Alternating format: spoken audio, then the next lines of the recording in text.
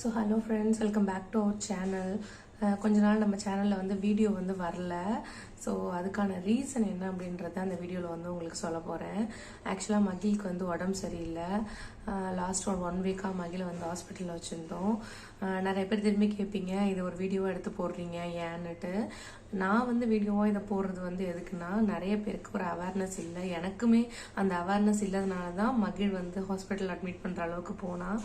So அதை வந்து உங்க கூட ஷேர் பண்ணிக்கணும், என்ன மாதிரி யாரும் தெரியாமல் இருக்கக்கூடாதுன்னு சொல்லிட்டு தான் இந்த வீடியோ வந்துட்டு நான் போஸ்ட் பண்ண போகிறேன்.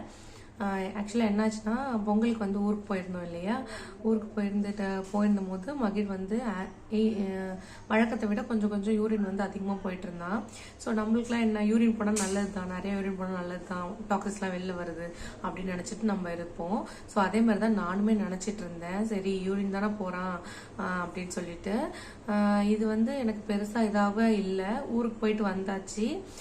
வந்துமே 1 வீக் வந்து இதே போல் யூரின் வந்து சும்மா போயிட்டு இருந்தான். நான் வந்து தண்ணி வந்து நிறையாவா குடிக்கிறான், அதனால வந்து யூரின் வந்து நிறையா போயிட்டு இருக்கான் அப்படின்றது நான் நினச்சேன் நான். ஸோ நான் அதை பெரிய விஷயமாவே. ஸோ இப்படியே இருந்துட்டு இருக்கும் போது ஒரு நாள் ஈவினிங் வந்து லைட்டாக வந்து அவனுக்கு வந்து உடம்பு சரி, ஜுரம் அடித்த மாதிரி இருந்துச்சு. ஸோ ஃபீவர் லைட்டாக இருந்துச்சு, நெத்தியில் ஃபீவர் இருந்துச்சு. நான் ஒன்றும் பேராசிட்டமல் என்கிட்ட கையில் இருந்ததை கொடுத்தேன், ஜுரம் சுத்தமாக விட்டுடுச்சு. ஸோ நெக்ஸ்ட் டே வந்துட்டு அதே போல் வந்து மார்னிங் வந்து ஃபீவர் வர ஆரம்பிச்சிச்சு. நான் வந்து மதியம் வந்து அவனுக்கு அதே மாதிரி பேராசிட்டமல் கொடுத்தேன், ஈவினிங் வந்து ஜுரம் விட்டுடுச்சு. ஸோ 1 டே வந்து நான் வந்து பேராசிட்டமல் கொடுத்துருக்கேன். ஸோ நெக்ஸ்ட் டே மார்னிங், அதாவது ஃப்ரைடே மார்னிங் வந்து நான் ஹாஸ்பிட்டல் கூட்டு போயிட்டேன், ஜுரம் இருக்குன்னு சொல்லிட்டு, பக்கத்தில் இருந்த ஒரு கிளினிக்கு. அங்கே போனதும் அவங்க டாக்டர் வந்து சும்மா வைரல் ஃபீவர் போல தான் இருக்குது, ஸோ வந்து பேராசிட்டமலே கொடுங்க 3 நாளைக்கு, சளி மருந்து எழுதியிருக்கேன்னு சொல்லி கொடுத்து விட்டாங்க. ஸோ நான் தூக்கிட்டு வந்து சாப்பாடு கொடுத்துட்டு சளி மருந்து வந்து திரும்பி கொடுத்தேன். ஃபீவர் வந்து சுத்தமாக விட்டுடுச்சு. ஆஃப்டர்நூனுக்கு அப்புறம் ஃபீவர் இல்லை. ஸோ ஈவினிங் வந்து நல்லா விளையாண்டுட்டு இருந்தான், நல்லா ஆக்டிவாக இருந்தான், சாப்பிட்டான். ஒரு நைட் வந்து 9 மணிக்கு சாப்பாடு கொடுத்து நான் படுக்க வச்சுட்டேன். படுக்க வச்சதும் என்னன்னு பார்த்தீங்கன்னா, ஒரு 10-10:30 போல் லைட்டாக வந்து அவன் டிஸ்டர்ப்டாகவே இருந்தான், தூங்கவே இல்லை. ஸோ நான் அவனை வந்து எழுப்பி நான் வந்து ஃபீட் பண்ணிவிட்டு அவனை திரும்பி தூங்க வச்சேன். ஒரு 11:30 மணி போல் அவனுக்கு லைட்டாக நடுக்கல் மாதிரி இருந்துச்சு, நடுங்குச்சு உடம்பு. ஸோ என்ன நடுங்குதுன்னு சொல்லிட்டு நான் என்கிட்ட வந்து டெம்பரேச்சர் செக் பண்ணுறதுக்கு நான் எப்பயுமே கையில் வந்து அந்த தெர்மோமீட்டர் வச்சுருப்பேன். நான் பிறந்தோன்னே ஆர்டர் பண்ணி வாங்கிட்டேன். ஸோ அதை வந்து வச்சு செக் பண்ணால் 104.3 இருக்குது ஃபீவர். லிட்ரலாக வந்து 104.3 நடுங்குறான். நானும் போர்வையெல்லாம் போட்டு அமுத்துறேன். அவனுக்கு வந்து அந்த குளிர் வந்து குறையவே இல்லை. டக்குன்னு வந்து நான் வந்து மாமா அத்தையை வந்து எழுப்பிட்டு வர சொல்லிட்டேன், ஷாமை விட்டு எழுப்பிட்டு வாங்கன்னு சொல்லிட்டு. ஸோ அவங்க வந்ததும் நான் சொல்லிட்டேன், அவனுக்கு ஜுரம் வந்து விடவே இல்லை, இது வந்து நடுக்க ஜுரம் மாதிரி போயிடுச்சு இது. ஸோ உடனே ஹாஸ்பிட்டல் கொண்டு போகிறேன் அப்படின்னு சொல்லிட்டேன் நான். அவங்களும் உடனே டிலேவே பண்ணல, உடனே கூட்டு போன்னு சொல்லிட்டாங்க. நைட்டு 11:30 மணி இருக்கும். நானும் ஷாமு வந்து வண்டியில், பனி அப்படி போயிடுது, ஒரு டவலை போட்டு சுற்றி மகிழ தூக்கிட்டு போயாச்சு. பக்கத்தில் வந்து எந்த கிளினிக்குமே இல்லை. இங்கே ஒரு கிளினிக் போனோம், அங்கே டாக்டர் இல்லைன்னு சொல்லிட்டாங்க. அவங்க சொன்னாங்க, நீங்கள் இங்கே இருக்க சைல்ட் ஜீசஸ் அமெரிக்கன் ஹாஸ்பிட்டல் கூட்டு போயிடுங்க, அங்கே 24/7 வந்து உங்களுக்கு சர்வீஸ் அப்படின்னு சொன்னாங்க. உடனே அங்கே கூட்டு போயாச்சு. கூட்டு போனதுமே நான் வந்து நல்லா ஸ்வெட்டர்லாம் போட்டு துணியெல்லாம் சுற்றி தூக்கிட்டு போயிருக்கேன் ஜுரம்னுட்டு. அங்கே போனதும் டாக்டர் ஃபர்ஸ்ட் என்னை திட்டினது வந்து, ஃபீவர் இவ்வளோ இருக்குன்னு சொல்கிறீங்க, நீங்கள் என்ன இப்படி போத்தி தூக்கிட்டு வந்திருக்கீங்க, ட்ரெஸ் எல்லாம் ரிமூவ் பண்ணுங்கன்னு மகிழோட ட்ரெஸ் எல்லாத்தையும் ரிமூவ் பண்ண சொல்லிட்டாங்க.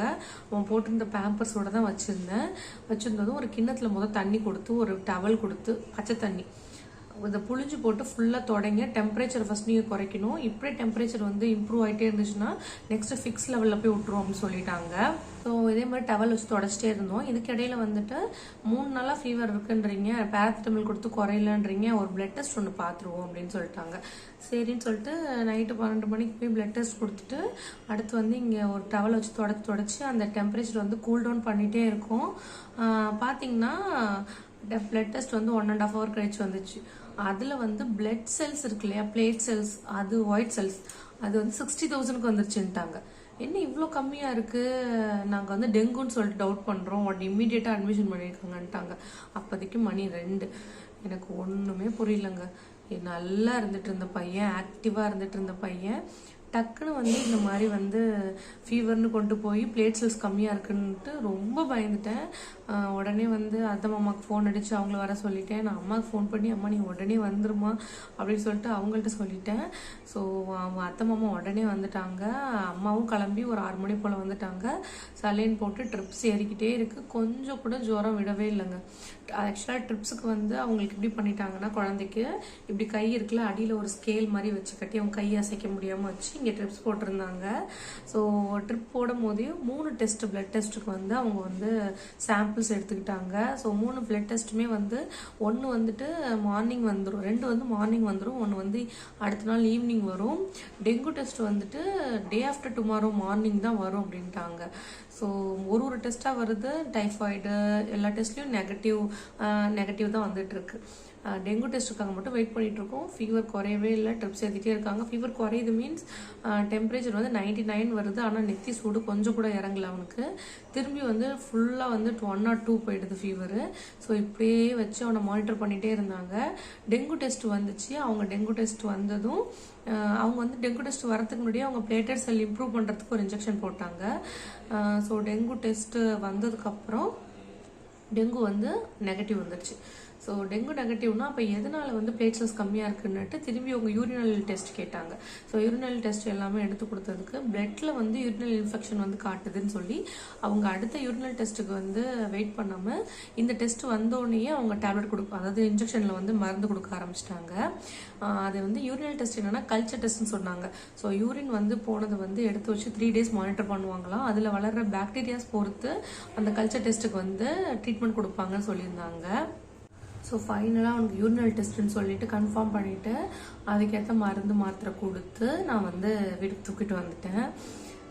இதில் என்ன ஒரு பெரிய ஒரு இதுனா, நம்ம குழந்தைங்களுக்கு எதாவது செய்யும் போது நம்மக்கிட்ட அவங்களுக்கு சொல்ல தெரியாது, எனக்கு இதுதான் பண்ணுது இப்படி இருக்குது அப்படின்னு சொல்ல தெரியாது. ஸோ அவங்கள வந்து நம்ம மானிட்டர் பண்ணுறது ரொம்ப இம்பார்ட்டன்ட் சொல்லிட்டு நான் இந்த விஷயத்த மூலயமா தெரிஞ்சுக்கிட்டேன்.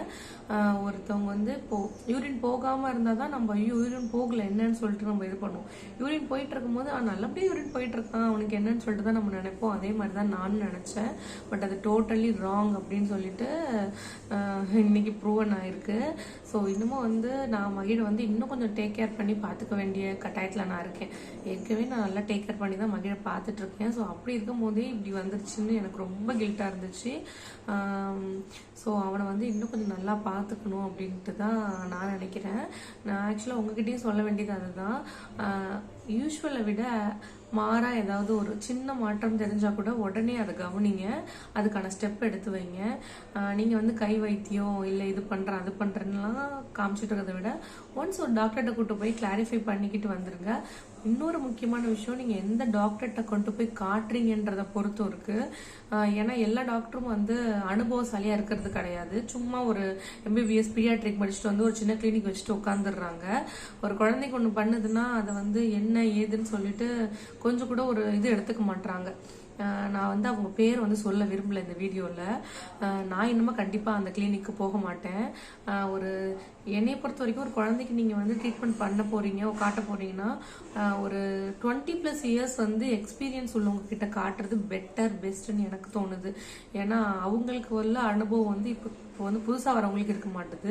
டக்குன்னு வந்து ஏதாவது ஒரு மருந்து மாத்திரை எழுதி ஃபீஸை வாங்கிட்டு அனுப்பிச்சிடுறாங்க. நான் எவ்வளோத்துக்கும் கால் பண்ணுறேன். ஒரு 11:30 மணிக்கு வந்து அந்த டாக்டருக்கு வந்து நான் கால் பண்ணுறேன். 3 தடவை தொடர்ந்து கால் பண்ணுறேன். கால் அட்டன் பண்ணவே இல்லை. ஓகே நீங்கள் தூங்கிட்டீங்க, சைலண்டில் போட்டிருப்பீங்க, வாட் எவர், நீங்கள் உங்களோட இஷ்யூ. பட் அடுத்த நாள் மார்னிங் ஒரு நம்பர்லேருந்து 3 times நம்மளுக்கு கால் வந்திருக்கு அன்டைமில். ஸோ என் நம்பர் வந்து அந்த டாக்டர்கிட்ட இருக்குது, அவங்க வந்து சேவ் பண்ணி வச்சுருக்காங்க. அவங்கள்ட்ட போகிறதுக்கு முன்னாடி உங்களுக்கு அப்பாயின்மெண்ட் போட்டு தான் அவங்க டாக்டரை பார்க்கணும் நாங்கள். பட் ஒரு ஒரு கன்சர்னுக்கு கூட ஒரு மெசேஜில் கூட இல்லை ஒரு திரும்பி கால் பேக் பண்ணி கூட என்ன ஆச்சு அன்டைமில் கால் பண்ணியிருக்கீங்களே, என்னம்மா ஆச்சு குழந்தைக்கு உடம்பு முடியலையான்னு ஒரு விஷயம் கூட கேட்கல. இவங்களாம் என்ன வந்து டாக்டர்ஸ்க்கு படித்தாங்கன்னு எனக்கு தெரியலை. எனக்கு உண்மையாக எனக்கு ஆத்திரம் தான் வந்துச்சு. ஒரு குழந்தை விஷயத்துல எப்படி இருக்கீங்கன்னுட்டு. அப்புறம் எப்படி உங்களை நம்பி வந்து பேஷண்ட்ஸ் வருவாங்கன்னு நீங்க நினைக்கிறீங்கன்னு எனக்கு தெரியல. நான் டக்குன்னு அவங்க நம்பரை பிளாக் பண்ணிட்டு நெக்ஸ்ட் டே வந்து ஈவினிங் வந்து அந்த நம்பர் பிளாக் பண்ணிட்டு டெலிட் பண்ணிட்டேன். இன்னும் கண்டிப்பா வந்து டாக்டருக்கு நான் போக சொல்ல மாட்டேன். அவர்கிட்ட இன்னொன்னு என்னன்னா, அவங்கள்ட்ட வர அதாவது பேஷண்ட்ஸ் இருக்காங்களா, அவங்க கிட்ட வந்து வாட்ஸ்அப்ல வந்து மெசேஜ் பண்ணி எங்களோட வந்து கூகுள் ரிவ்யூ வந்து 5 ஸ்டார் கொடுங்க அப்படின்னு சொல்லி கேட்டு கூகுள் ரிவ்யூ பண்ணிக்கிறாங்க. ஸோ அவங்களோட கூகுள் ரிவ்யூ பார்த்தீங்கன்னா 5 ஸ்டார் 475 பேர்கிட்ட 5 ஸ்டார் கொடுத்து வச்சிருக்காங்க. இது வந்து ஒரு கூகுள் ரேட்டிங்ன்றது நான் வந்து அனுபவபூர்வமா நான் எனக்கு பிடிச்சி நான் பண்ணணும். ஒருத்தவங்கள்ட்ட ஃபோர்ஸ் பண்ணி வாங்குறது வந்து கூகுள் ரிவ்யூ கிடையாது. அப்போ இது என்ன ஒரு ஸ்கேம் போல தானே. உங்களுக்கு வெளியிலேருந்து பார்க்குறவங்க டாக்டர் நல்லா பார்ப்பாங்க போல இருக்கு, இவ்வளோ பேர் வந்து கூகுள் ரிவ்யூ நல்லா கொடுத்துருக்காங்கன்ட்டு டக்குன்னு டாக்டர்கிட்ட தான் போவாங்க. ஒரு ஒரு எப்படி சொல்றதுன்னு தெரியல, என்ன மாதிரி விஷயங்கள் நடந்துட்டு இருக்குன்னு தெரியல. நீங்க வந்து திருச்சியில இருக்கீங்க, உங்க குழந்தைய வந்து பார்த்துக்கணும், இல்லை நல்லபடியா வந்து உங்க குழந்தைங்களுக்கு வந்து ரெக்கவர் பண்ணி கொண்டு வரணும் ஏதாவதுல இருந்துன்னா கண்ணை மூடிட்டு நீங்க சைல்ட் டிசீஸ் கூட்டு போயிடலாம். ஏன்னா அங்க உள்ள நர்சஸும் சரி டாக்டர்ஸும் சரி சூப்பரா சர்வீஸ் பண்றாங்க.